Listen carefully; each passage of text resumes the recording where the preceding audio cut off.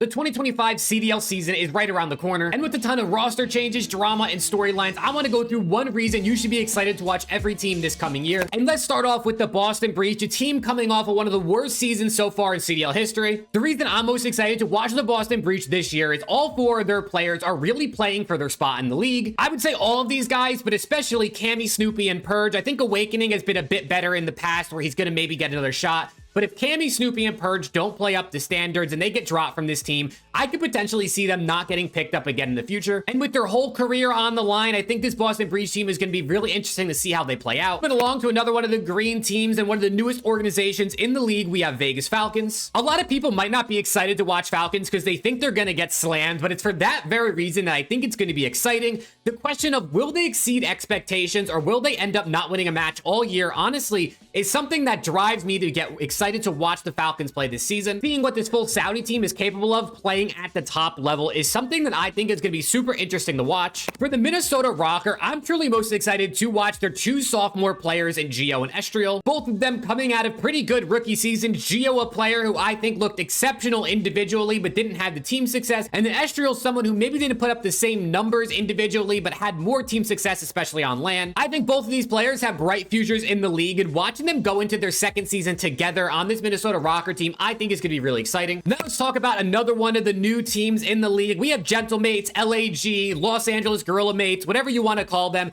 And personally for me, there's kind of a two-parter. Number one, obviously, new organization, new fan base. I'm excited to see how hard the French fan base rides for their team. But then on top of that, I think that sophomore excitement around Linz on this team, especially with them being a French organization, I really think everyone's going to be rallying behind him and giving him confidence going into the season. So I'm super excited to see how he's going to play in Black Ops 6. For the Vancouver Surge, there's one thing in particular I'm super interested in this season, and it all centers around the rookie from last year, Abuza. I think Abuza has some of the highest potential in the league of rookies recently, and I really think there's a possibility he could become a top 5 AR in the game. And this year, going into his second season, likely going to be a full year on his primary position, obviously as a main AR. He played like half of last year as an SMG, which didn't really make any sense. But I'm excited to see, can Abuza really get it going and become potentially a top 5 AR in the CDL. The Miami Heretics are another team with some interesting storylines heading into this year. For me, the number one thing I'm excited to watch is, were they right to not sell Real? Obviously, in the offseason during Rostermania, there are rumors and reports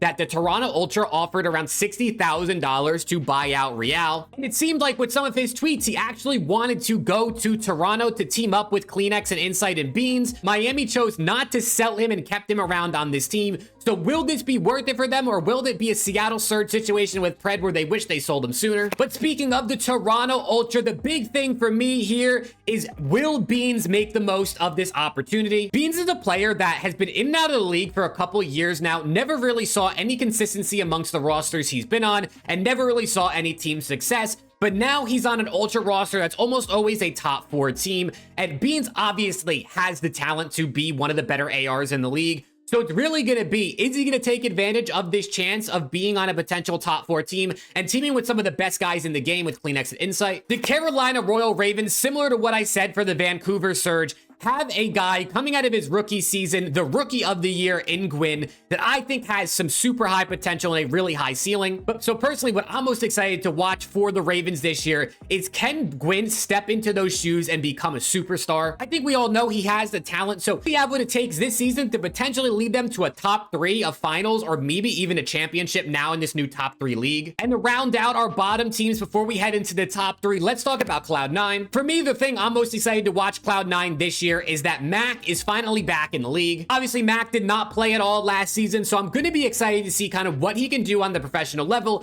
Can he maybe get back to some of those peaks we saw him hit back in Cold War when he was absolutely slaying out? Because this Cloud9 team is going to need slaying, especially from their SMG duo. So if Mac can get back to some of his Cold War form, I think that's going to be really exciting. But now let's talk about the top 3 teams, and we're going to start it off with Atlanta FaZe. For me, the most exciting thing is the Tiny Terrors back in a Treyarch game. In Black Ops 4, they won champs with United. In Cold War, they won champs with Atlanta FaZe. And now we're going into another Treyarch game in Black Ops 6. And the Tiny Terrors, we're gonna see, can they do it once again and three-peat the Treyarch games? Moving along to my personal favorite team, the LA Thieves. Obviously, I'm excited to watch them for a whole variety of reasons because they are my team. But if you're not a Thieves fan, the number one reason I think you should be excited to watch these guys is to answer the question, will the buyouts and all the money they spent on this quote-unquote super team be worth it? The Thieves reportedly spent an absolute ton of money to make this team happen. I mean, NADESHOT said himself, he took a $200,000 salary cut from his 100 Thieves CEO salary